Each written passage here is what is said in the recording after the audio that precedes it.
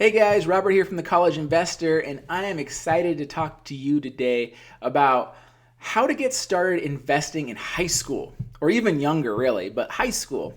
So I love this topic because there's nothing more that warms my heart than young adults, like, high school kids that are passionate about money and investing and building wealth. Because I love being able to reach that next generation and making sure that our young adults today are getting off on the right foot.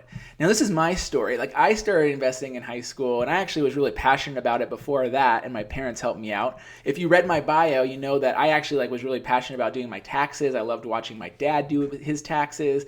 So when I was 13 years old, I was doing my own tax returns. Of course, my parents were checking and showing me how to do it. But honestly, I'm really passionate about this stuff, and I think high school is a great time to get started investing because for a lot of people, this is when they should be getting their first job. So when you're 15, 16, you're getting that first job, you're getting some money. I think it's really important that you start saving and investing a portion of that money in high school so that you just really build good habits for the rest of your life. So I want to talk about what it takes to get started investing in high school and give you a few ideas. But first off, I want to talk about one of the biggest things I get asked is the legalities of investing when you're not 18 yet. So I want to say I'm not a lawyer or a tax advisor here, so consult all the appropriate professionals before doing anything related to opening accounts and trading and stuff as a minor. But I can tell you the following truths. So contrary to popular belief, minors, so people under 18, can own stocks and mutual funds and ETFs in their name. So there's nothing wrong with someone owning something in their name, even if they're not 18 yet. So that is important because that means, minors can invest. But here's the tricky part. So minors technically cannot open a brokerage account. So they can't open an investing account because they cannot legally sign their names for themselves. And transfer agents, so these are the people that work behind the scenes to do the contracts behind trading, they cannot accept the signature of a minor to complete any transactions because minors can't opt into their own legally binding agreements. So that's the tricky part. So yes, minors can own stocks in their names. That's cool. But they can't open and do the legal stuff required to open their own brokerage accounts for a bunch of complex contract law rules. But there is a special account for minors. So minors can have custodial accounts. These are typically called UGMA accounts. And these are accounts that are opened in their name, and they have a custodian on the account that can do all the legal stuff for them. And this is typically a parent or a grandparent, but the account really is owned by the minor, the kid, but the parent is the custodian on the account and can do all the legal signing of paperwork and all that kind of stuff. So there is a way for them to invest. It's just making sure you open the right kind of account. And another thing is minors can have a Roth Ira, so an individual retirement account. And here's the big if they have earned income. So this isn't gift income. This isn't grandpa gave them $500 for Christmas. They have earned this income at a job. But that's great because if you're a high school student, you're 16 years old, you got your first job, you have that earned income, so you can contribute that earned income to a Roth IRA. So that's a cool thing to do. So just realize that there's nothing preventing a minor, a high school kid from owning stock. The big thing is that they just can't do the transactions on their own. They have to have that custodian or legal guardian do it. So that's why these UGMA accounts were created. And so the stocks are actually held in the minor's name, but there is a custodian that's listed that can conduct the transactions on the minor's behalf until they're legal age to conduct the transactions for themselves. So really keep that in mind. So they can do it, and I recommend that they get started doing it.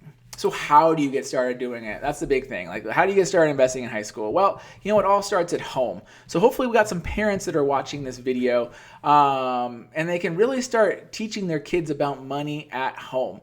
I really recommend that you open a UGMA account with your kid and you show them how investing works. You show them different stocks. Maybe you have them look at stocks that they might like. Maybe they like Coca-Cola or Disney, or names that they're familiar with, so that they can get used to what stocks are all about. And then you could kind of teach them how ETFs and funds work, and you could show them the nightly news and show them how they always have like a stock market update on the nightly news and say like the Dow Jones was up XYZ, and you can show them what that means in their portfolio. If you have a little bit of money, that's all it takes. So if you have a low-cost discount brokerage like Fidelity, TD Ameritrade, or Scottrade, those costs are so little. So even if you only have $500 of money that they could invest in, or even $100, you can invest it. You can have them buy a share of stock. They can see how it performs, but it gets them interested in investing, and then you just set up good behaviors. So I especially recommend this when they get their first job. I really believe that they should start investing as much as they are earning, or not as much as they're earning, but they should be investing a portion of everything they're earning right from the start, so that they build those good habits for life. Because remember, investing is a game of time. The earlier you start, the more time you have for this money to grow. And having a 16-year-old start investing, there is so much time on their behalf that money can turn into thousands or hundreds of thousands of dollars down the road, even if they only start with a small amount. So the second thing I want you to think about is investing in high school. Now, sadly, only about 25 states even have personal finance courses in high school. That's a whole nother topic that we should cover in another video. But honestly, I think that, if there is a personal finance program or class that your student can take, I recommend that they get in there, and that, most of these personal finance classes do a mock stock market simulation. They have their kids, the class, does things where the kids pick out their stocks and they watch it and they keep track of it all year. So I recommend that they take those in school. But if they don't have them in school, it's up to those parents to do it at home. But I just want you to know that you can do it. That's the biggest takeaway from this, is that you can get started investing today, even if your kid's only in high school. So hopefully that clarifies how you can get started investing in high school and how it works, and the technicalities and the legalese about it. So hopefully that encourages you so that you can take your child today and show them how to start investing in the stock market. All right, guys, thank you very much.